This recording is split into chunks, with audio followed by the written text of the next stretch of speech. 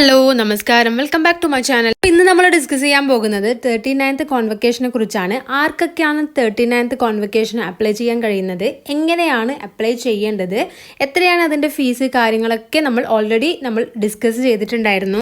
അതിൻ്റെ വീഡിയോസ് താഴെ ഡിസ്ക്രിപ്ഷനിൽ കൊടുക്കാം.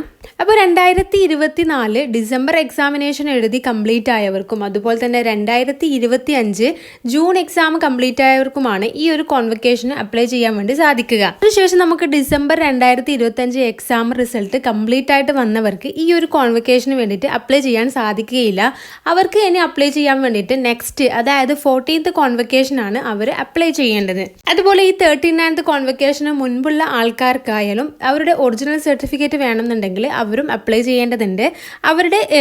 അവരുടെ എക്സാം, ലാസ്റ്റ് എക്സാം എപ്പോഴാണോ അവർ അറ്റൻഡ് ചെയ്തിട്ടുള്ളത് അതിൻ്റെ ആ ഒരു ഡേറ്റ് നോക്കിയിട്ട് വേണം അവർ കോൺവക്കേഷന് അപ്ലൈ ചെയ്യാൻ വേണ്ടിയിട്ട്. അതല്ലാതെ അവരുടെ റിസൾട്ട് എപ്പോഴാണ് വന്നത് എന്നതിനനുസരിച്ചല്ല അവർ കോൺവക്കേഷന് അപ്ലൈ ചെയ്യേണ്ടത്. 39th കോൺവക്കേഷന് മുൻപുള്ള ആൾക്കാരാണ് എന്നുണ്ടെങ്കിൽ, അതായത് ജൂൺ 2025 ഡിസംബർ 2024 എക്സാമിന് മുൻപ് പാസ് ഔട്ട് ആയിട്ടുള്ള ആൾക്കാരാണ് എന്നുണ്ടെങ്കിൽ നിങ്ങൾ 39th കോൺവക്കേഷന് മുൻപുള്ള ആൾക്കാർക്ക് അപ്ലൈ ചെയ്യുവാനുള്ള ഒരു പോർട്ടൽ ഇഗ്നോയുടെ ഒഫീഷ്യൽ വെബ്സൈറ്റിലുണ്ട്. അതിലാണ് അപ്ലൈ ചെയ്യേണ്ടത്. 39th കോൺവക്കേഷൻ അപ്ലൈ ചെയ്യാൻ ബാക്കിയുണ്ടെന്നുണ്ടെങ്കിൽ അവർക്ക് ഇപ്പോഴും അപ്ലൈ ചെയ്യാവുന്നതാണ്.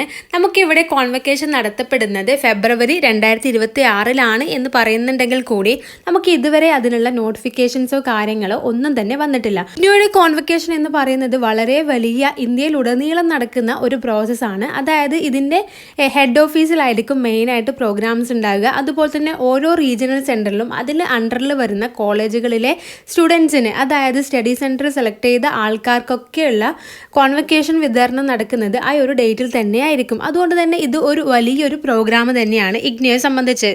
കഴിഞ്ഞ വർഷം നമുക്ക് ഈ ഒരു കോൺവക്കേഷൻ നടത്തപ്പെട്ടിട്ടുണ്ടായിരുന്നത് മാർച്ച് 5 അതുകൊണ്ട് തന്നെ ഫെബ്രുവരി പകുതി ആയപ്പോൾ തന്നെ ഇതിനുള്ള മെയിൽ, അതായത് ചില സ്റ്റുഡൻസിന് മാത്രം ഈ ഇഗ്നോയുടെ RCയിലേക്ക്, അതല്ലെങ്കിൽ കോൺവക്കേഷൻ നടക്കുന്ന ഹാളിലോട്ട് ഇൻവിറ്റേഷൻ ലഭിക്കും. അവർക്ക് മാത്രമാണ് ഇതിന് അപ്ലൈ ചെയ്യാൻ വേണ്ടി സാധിക്കുക. അപ്പോൾ അങ്ങനെ മെയിലുകളൊക്കെ ഫെബ്രുവരി പകുതിയോടെ അവർക്ക് വന്നിട്ടുണ്ടായിരുന്നു. എന്നാൽ ഇത്തവണ ഫെബ്രുവരി കഴിഞ്ഞു, എന്നാലും നമുക്ക് ആർക്കും തന്നെ മെയിൽ വന്നിട്ടില്ല. അതുപോലെ ഇതിനെക്കുറിച്ചുള്ള ഒരു നോട്ടിഫിക്കേഷൻസും ഇഗ്നോയുടെ ഒഫീഷ്യൽ വെബ്സൈറ്റിലോ അതല്ലെങ്കിൽ ഏതെങ്കിലും തരത്തിലോ നമുക്ക് ലഭിച്ചിട്ടില്ല. അതുകൊണ്ട് തന്നെ സ്റ്റുഡൻസ് ചോദിക്കുന്നുണ്ട്, അതെന്താണ് ഇത്രയും ലേറ്റ് ആകുന്നത്, ഇങ്ങനെ ലേറ്റ് ആവാറുണ്ടോ എന്നുള്ളത്. 39th കോൺവക്കേഷന് മുൻപുള്ള കോൺവക്കേഷനുകളുടെ ഡേറ്റുകൾ ഇവിടെ കൃത്യമായിട്ട് കൊടുത്തിട്ടുണ്ട്. അതിൽ നിങ്ങൾ നോക്കുകയാണെങ്കിൽ നിങ്ങൾക്ക് മനസ്സിലാകും. കഴിഞ്ഞ വർഷം നമുക്കുണ്ടായത് മാർച്ച് 5 അതിനു മുമ്പ് ഫെബ്രുവരിയിലായിരുന്നു ഉണ്ടായിരുന്നത്. അതിനു മുമ്പ്, അതായത് 36th കോൺവക്കേഷൻ നടത്തപ്പെട്ടിട്ടുള്ളത് ഏപ്രിൽ 3 അതുപോലെ ഏപ്രിൽ 26 നമുക്ക് നടത്തപ്പെട്ടിട്ടുണ്ട്.